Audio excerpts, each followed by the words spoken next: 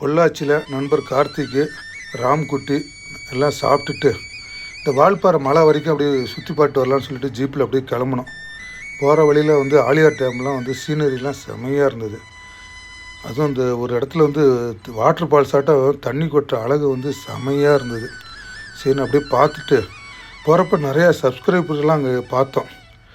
சரின்னு சொல்லிட்டு நாங்கள் ஜீப்பில் அப்படியே மேலே ஏறுறப்ப தான் வந்து இந்த கேரளாக்காரங்களாம் வண்டியை மறிச்சிட்டு அந்த ஜீப்புக்கு முன்னாடி வந்து நிறைய பேர் வந்து செல்ஃபி எடுத்துக்கிட்டாங்க.